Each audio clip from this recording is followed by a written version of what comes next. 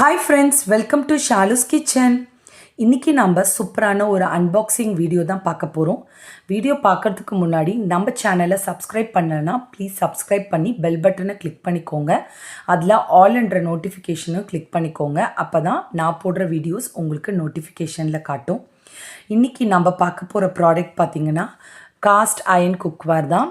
இது நான் மீஷோவில் தான் ஆர்டர் பண்ணியிருந்தேன். என்னன்னு காமிக்கிறேன் பாருங்கள். இந்த அழகான ஒரு அயன் டவா தான் நான் ஆர்டர் பண்ணியிருந்தேன். அழகாக என் கைக்கும் கிடச்சிருச்சு. மேலே பாருங்கள் எவ்வளோ பிளாக் கலரில் சூப்பராக கோட் பண்ணி நான்ஸ்டிக்கோடு நமக்கு கிடச்சிருக்கு. பின்னாடியும் பார்த்திங்கன்னா ரொம்ப பியூட்டிஃபுல்லாக அந்த பிளாக் கோட்டிங் இருந்தது. இந்த டவாவை நம்ம எப்படி சீசனிங் பண்ணுறது, இதை எப்படி மெயின்டைன் பண்ணுறது அப்படிங்கிறத தான் இந்த வீடியோவில் நான் உங்களுக்கு காமிக்க போகிறேன். இந்த பாக்ஸ்லே எப்படி மெயின்டைன் பண்ணுறது அதுக்கான இன்ஸ்ட்ரக்ஷன்ஸ் எல்லாமே இதில் கொடுத்துருக்காங்க.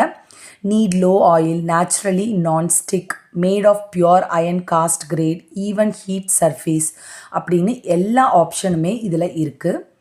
அதே மாதிரி இதை யூஸ் பண்ணதுக்கப்புறம் எப்படி மெயின்டைன் பண்ணணும், ஹார்டான எந்த ஒரு ஸ்க்ரப்பும் வச்சு நாம் இதை வாஷ் பண்ணக்கூடாது. அதே மாதிரி வாஷ் பண்ணதுக்கப்புறம் ஒரு கிளாத் வச்சு தான் க்ளீனாக வைப் பண்ணி எடுக்கணும். அதுக்கப்புறம் அதை லைஃப் லாங் எப்படி கொண்டு வரணும்னா கொஞ்சமாக ஆயில் ஆட் பண்ணி க்ரீஸ் பண்ணணும் அப்படிங்கிற மாதிரி நிறைய இன்ஸ்ட்ரக்ஷன் இதில் கொடுத்துருக்காங்க.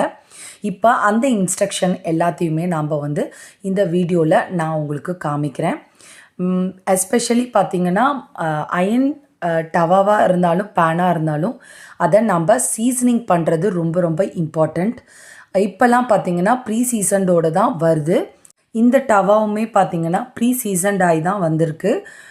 இருந்தாலும் நான் இதை சீசன் பண்ணி காமிக்க போகிறேன். ஒரு 2 ப்ராசஸில் ஈஸியாக பண்ணிடலாம். ஃபஸ்ட்டு கேஸ் ஆன் பண்ணிவிட்டு டவாவை நம்ம வச்சுக்கலாம். இது ஹீட் ஆனதுமே இதில் கொஞ்சமாக நம்ம ஆயில் ஆட் பண்ணிக்கலாம். இதில் ஒரு கைப்பிடி அளவுக்கு ஆனியன் கட் பண்ணி சேர்த்துக்கோங்க. நெக்ஸ்ட்டு பார்த்திங்கன்னா இந்த ஆனியனும் ஆயிலும் நல்லா ஃபுல் டவா ஃபுல்லாக அது ஸ்ப்ரெட் ஆகணும். இந்த மாதிரி நல்லா ஸ்ப்ரெட் பண்ணி விட்டுக்கோங்க. அதே மாதிரி ஹை ஃப்ளேமில் வச்சு இதை நல்லா கோல்டன் கலர், நல்ல டார்க் கோல்டன் கலர் ஆனதுக்கப்புறம் இதை எடுத்துருங்க. மறுபடியும் 2வது ப்ராசஸாக கொஞ்சம் ஆனியன் ஆட் பண்ணிக்கோங்க. சேம் மெத்தட் அப்படியே ஹை ஃப்ளேமில் வச்சு நல்லா இந்த மாதிரி வதக்கிட்டே இருந்தீங்கன்னா நல்ல டார்க் ப்ரௌன் கலரில் வரும். திருப்பி அதையுமே நம்ம எடுத்துட்டு இப்போ இந்த பேனை நல்லா வாஷ் பண்ணி எடுத்துகிட்டு வந்துடுங்க. நானும் இதை வாஷ் பண்ணதுக்கப்புறம் காமிக்கிறேன். இந்த மாதிரி தான் இருக்கும். நெக்ஸ்ட்டு இதில் கொஞ்சமாக ஆயில் க்ரீஸ் பண்ணிக்கலாம். இப்போ நான் உங்களுக்கு தோசை பண்ணி காமிக்கிறேன் எந்த அளவுக்கு தோசை நமக்கு சூப்பராக வருதுன்னு. இதில் கொஞ்சம் மாவு ஆட் பண்ணிவிட்டு நல்லா எந்த அளவுக்கு உங்களுக்கு மாவு தின்னாக வேணும்னா அந்த அளவுக்கு நீங்கள் தோசை ஊற்றிக்கோங்க. நான் ஓரளவுக்கு நார்மலாகவே ஊற்றிட்டேன். நெக்ஸ்ட்டு பாருங்கள் நல்ல கோல்டன் கலரில் வந்துருச்சு. இது நான் லோ ஃப்ளேமில் வச்சு தான் நான் இந்த தோசையை குக் பண்ணேன். ஏன்னா இதில் ஆல்ரெடி இன்ஸ்ட்ரக்ஷன் கொடுத்துருக்காங்க, நம்ம ஹை ஃப்ளேமில் வைக்கக்கூடாது, லோ ஃப்ளேமில் வச்சு தான் குக் பண்ணணும். அப்போ தான் உங்களுக்கு சீக்கிரமாக அது கருகாமல் நல்ல கோல்டன் கலர் டெக்ஸ்சரில் நமக்கு கிடைக்கும். பாருங்கள் தோசை நல்ல கிறிஸ்பியாகவும் நல்ல கோல்டன் கலர் டெக்ஸ்சர்லேயும் எனக்கு கிடச்சிருக்கு. எடுத்து உங்களுக்கு காமிக்கிறேன் பாருங்கள். செம்ம பேப்பர் ரோஸ்ட் மாதிரி இருந்துச்சு.